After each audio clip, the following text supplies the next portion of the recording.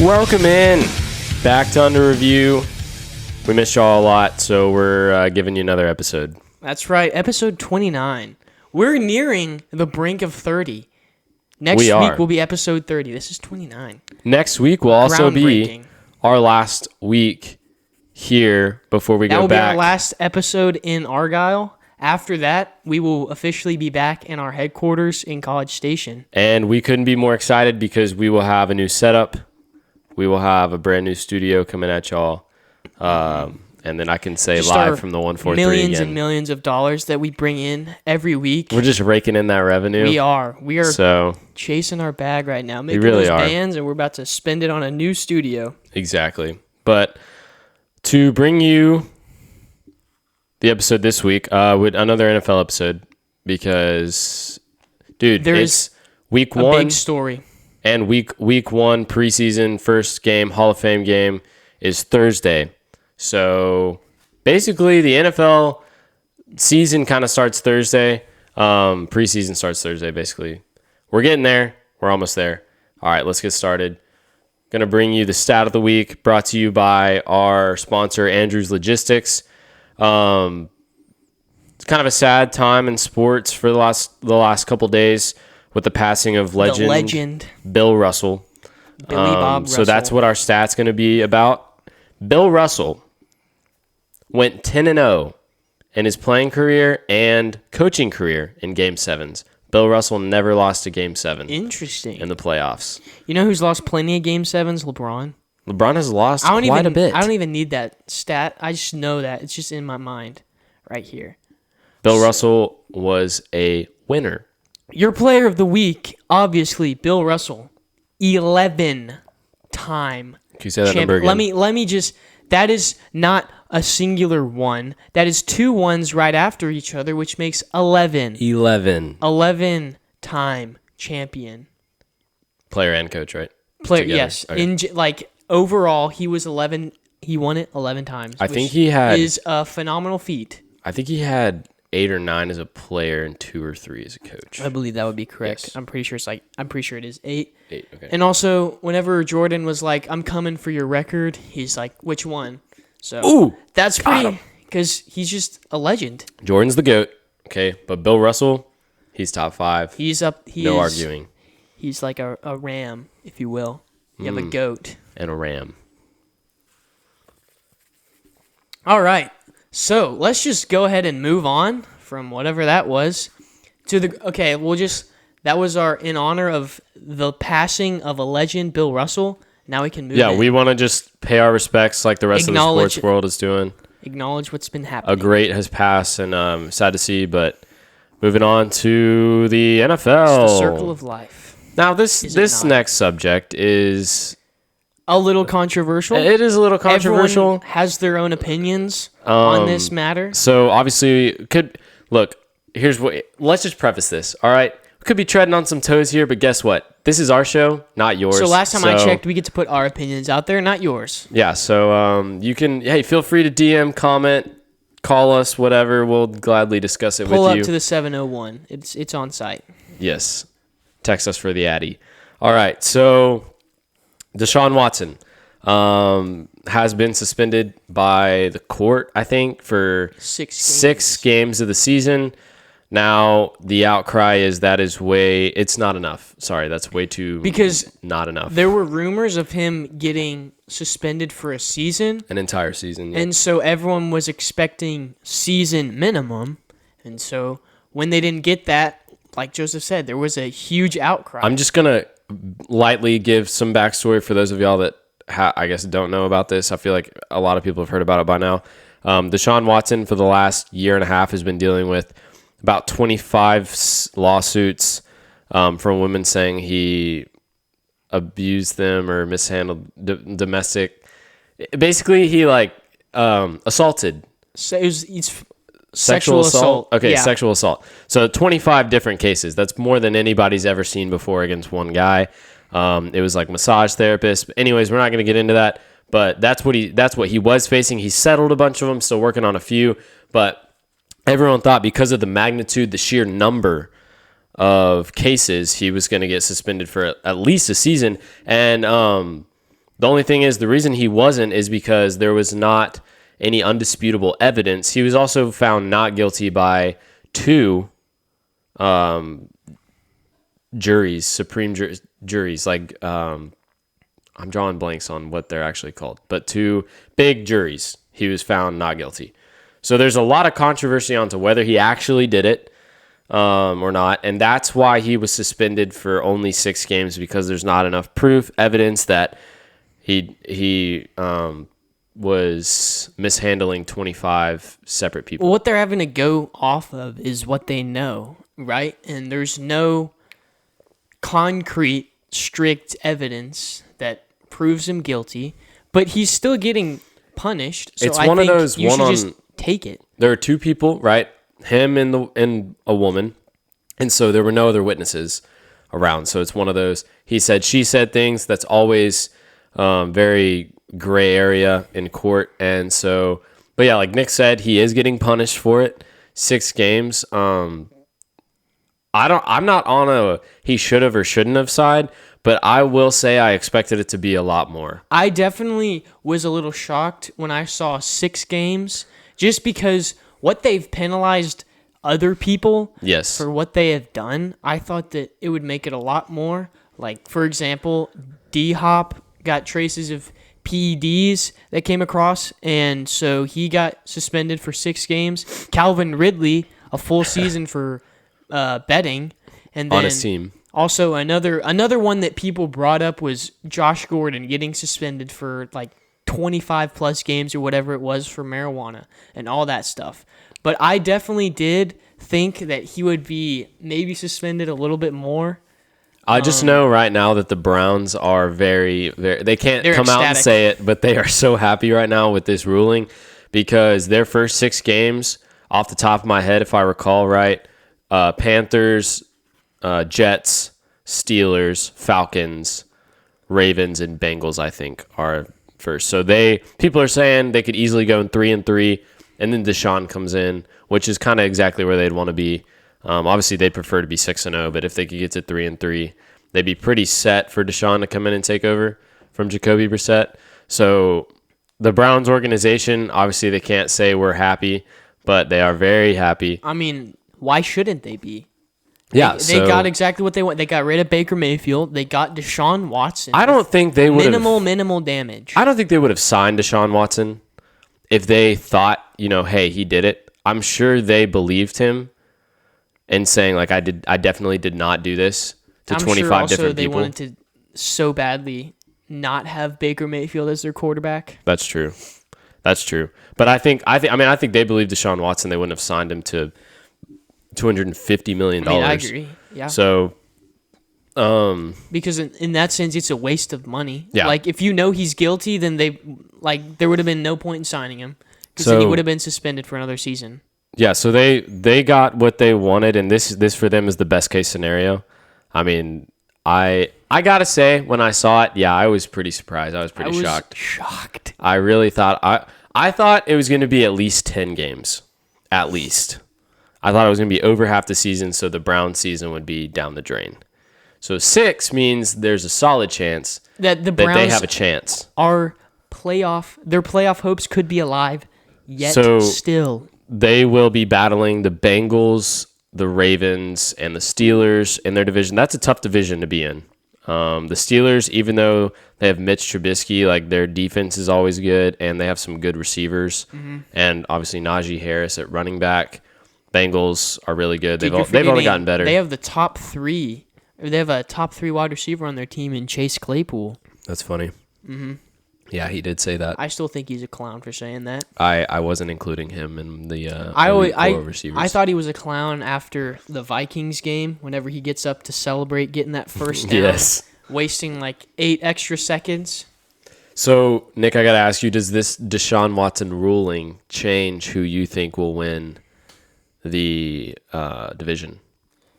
I think that the Bengals are going to have it on lock. Really? The reason why I say that is because obviously their defense was okay. It wasn't great last year, but it's going to be about the same this year.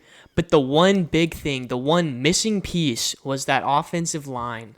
And they've bulked it up. They've strengthened it. They have 4 little new bit. guys. So I think that might be the thing that they need in order to succeed. And also, we've seen this is a very offensive game. So now that you give Joe Burrow time, that means that he can utilize all of his weapons very, very well. And then also that means that Joe Mixon will be a better running back because he's got linemen that can block for him now. I agree. I think the Bengals have it as well. I would not be surprised if the Ravens come out and snag it. I don't think the Browns and Steelers, I don't think it's either one of their year. But hey, the Steelers' offense, I don't think it's good enough. No. The quarterback situation's a little shaky. Their defense is amazing, but their offense, it's an offensive league, and you got to have offense. So, congrats to the Browns and getting very lucky with the amount of games. I guess in the end, you ultimately won, so good for y'all. Good for y'all. Let's move on.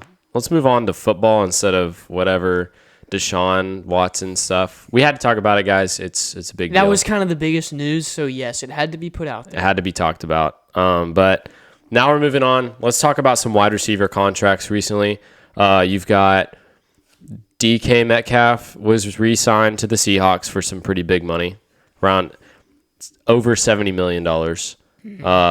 You had Debo signed for over $70 million for 3 years as well.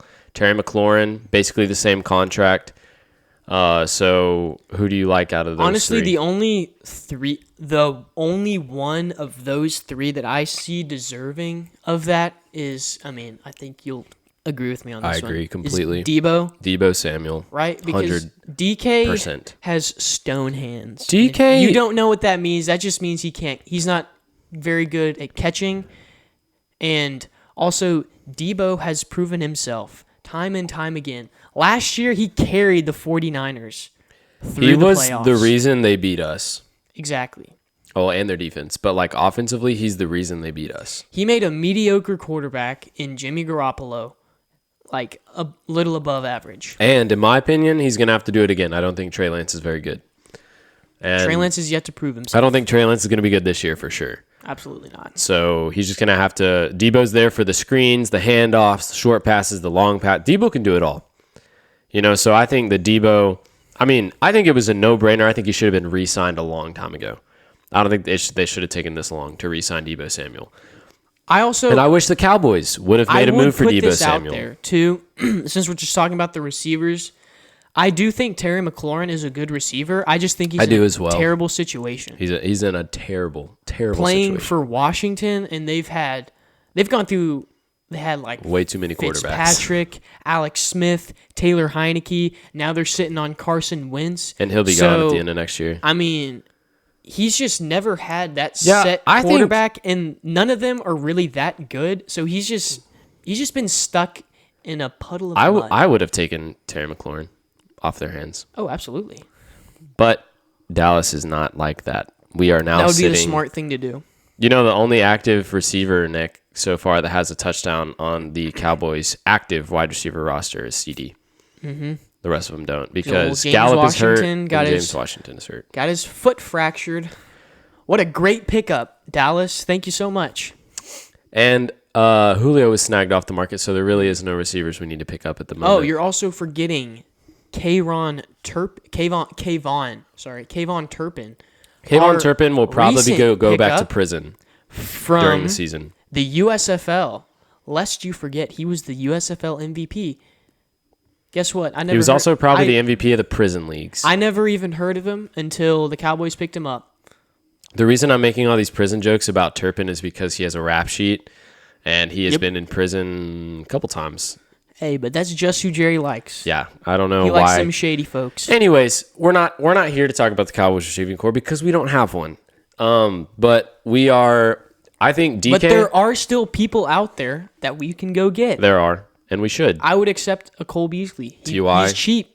Same thing with Ty. Ty would be cheap. Not Odell Beckham. Please don't do Odell Beckham. I don't like him. I understand that, yes, he's probably the best out of all those three, but I just can't stand him. Well, he wouldn't play till November. I can't stand him. He's hurt, so I think he'd be a waste. Anyways. Knowing Jerry Jones, he would go after Antonio Brown because that's who he likes, is oh, man. the nuts. Yes, he does. Anyways, back to the DK thing. I think DK, he's very fast. He's very big, muscular, but no, he can't catch. He's got bricks for hands. And he's not. And now he's got Drew Lock throwing to him. Like before, he had Russell Wilson throwing to him and he couldn't catch. So can you imagine what he's going to be like with Drew Lock throwing to him? His receptions are going to drop way off. Good for him getting the money now because he is about to be terrible. I wholeheartedly agree. I agree with you about Terry McLaurin. I think he's just stuck in a terrible good for him situation. getting his money. If he likes losing, that's where he's at. I definitely think that Deebo Samuel earned every single penny of that. But after all these contracts, they've all, I mean, good for those receivers. But these receivers have now in turn reset the market again because they've gotten paid so high. So now you in turn have to raise. Lamar Jackson's trying to get paid, right? You now have to factor the wide receiver contracts into the fact that now Lamar Jackson, he's like, I'm a quarterback. I'm more valuable than a receiver. I should be making way more. Like probably now, he's probably expecting more than Deshaun Watson would be my guess. And Deshaun Watson completely reset the market when he got all of his money guaranteed. So the money that the NFL makes is insane. And the money that it pays its players, its star players, this is getting bigger and bigger. And I feel like every year, like Zeke reset the market. They just make so much more money. And you see these contracts just get bigger and bigger. But then it's also going to guys who like aren't really superstars, like DK. You know, you don't really think of him as a superstar, but he got a huge contract. I don't really. I was going to ask you. Do you love the direction that it's going? I don't. I think. Let me give you my take. I think that. I don't love that the NFL is now becoming I think it's becoming like the NBA. I was gonna say it's becoming like the NBA because now it's a player all the players first situation. Are gonna chase the money, and I feel like there's gonna be no more loyalty. No more loyalty, and the same thing with the NBA where everyone's chasing the money or chasing the super team or whatever that may be. Kevin Durant signed a contract last year that starts this year, and then this year. Right before the contract even starts, he's already requested a trade. He's under contract for 4 more years, and he thinks he can just request a trade. I don't want the NFL to become like that because, and it seems like it is because now players are saying, well, if you don't give me more money, even though the contract's like 3 years from being up, if you don't extend me, then I'm not playing. You know? And you know who? Them being just so selfish. One person who I got to give a huge shout out to, Lamar Jackson, is waiting on an extension, still hasn't gotten one. And guess what he's doing right now? He's practicing with his squad. He's grinding it out because he knows that. I don't know. He's not from Baltimore, but like Baltimore is his home. Okay? That's his team. That's where they drafted him. And like, there's just no, I guess, draft loyalty. Like they don't really care. They don't really care that you drafted them. They're going to go chase the money. And if you don't pay them what they want, then they're going to go find someone else that can pay them what they want. I don't want to hear about how loyal Dak is. Dak was ready to sit out before we paid him a ridiculous amount of money that he was not worth either. He's asking for so much money that he is not worth. But Lamar Jackson, first of all, I think Lamar Jackson is worth it. I don't think you're going to find another quarterback anytime soon. I would agree. That's as good as Lamar Jackson. And then 2, I just have tremendous respect because I think this is the first time in a while that we've seen a quarterback or just any big name on the team want more money, not be getting more money, and then just still be okay with being on that team. Like, he's going to play in the games, even if he hasn't gotten paid yet. And, let's be fair. He is up. Like, if he doesn't get an extension, he still makes $26 million this year, so it's not like he's going to be poor.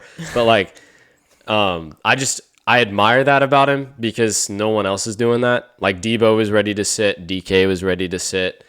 McLaurin was also ready to sit, and I know Kyler wasn't gonna play. It's just been a mess up situation, and I think that the NFL is becoming a lot like the NBA in terms of it's called player empowerment. But what it really is it's like you have no loyalty to your contract. It's not even to the company.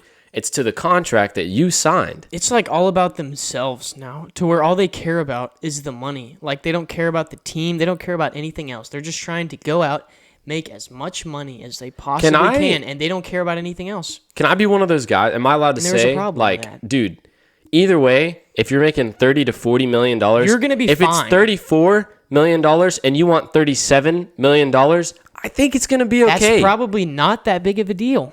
Take the offer. I mean, there are people out there that would probably... I mean, they take 34. You know what? I'm sitting over here. I'd love $34 million. I'd take 3. Yeah, exactly. So I think it's... And who is a great example of that, who will take less money to win Super Bowls? Tom Brady. And it works. That's every why he's the single GOAT. Time. He's got 7 rings. He doesn't... Because he understands how the game works. Do you know... He understands that there's 11 people on the field, and so your organization has to be able to afford 11 good guys to put on the field at once. It's not all about me making as much money as I possibly can because I only care about myself. I have to be mindful that I need good players around me because this is a team sport in order to win championships. You know who else did that? And that's exactly what is happening, or that's exactly what has happened in Tom Brady's career. Yep. And you know who else does that? Who did that recently? Patrick Mahomes. Patrick Mahomes signed a huge contract, but the guaranteed money was low. It was a super team-friendly deal because Patrick also understands that to win Super Bowls, I have to get guys around me that are good because I can't play every position, which means they have to get paid as well. So they've been able to surround him with great receivers, Travis Kelce, and some good defense like great O-line, things like that. You know, he's taking a page out of Brady's book. And then you have quarterbacks over here like Kyler Murray, who play video games and don't watch film, as we discussed last episode. Yeah, he needs 4 hours of film, but then they took that trade clause out, saying that he doesn't need to do homework anymore. Exactly. Or like Deshaun Watson, who hasn't played a game in like a year and a half, just thinks he deserves $250 million guaranteed. It's just quarterbacks like that, I don't think... They're going based on talent, and they have a lot of talent, don't get me wrong, but you can't win just when your quarterback has talent. It's got to be... Like Brady... He's really not the most talented quarterback we've ever seen, but he's the smartest quarterback we've ever seen. I would agree. And that is how he wins games, he wins Super Bowls, he wins seasons, and he wins off seasons. Well, like, think about it this way. Like, even in Brady's prime, he wasn't the most mobile. He didn't have the strongest arm. He wasn't the most accurate, but he just understood that he needs good players around him in order to be successful, and that's exactly what he did, and that's exactly why he's the GOAT. That's why he has 7 rings, and that is why he will be the undisputed champion for the rest of time. Exactly. I mean, he's the blueprint, and I wish that the rest of the players would see that and stop being so money me greedy. Because that's what it is about today. It's I don't have any problem with anyone getting paid.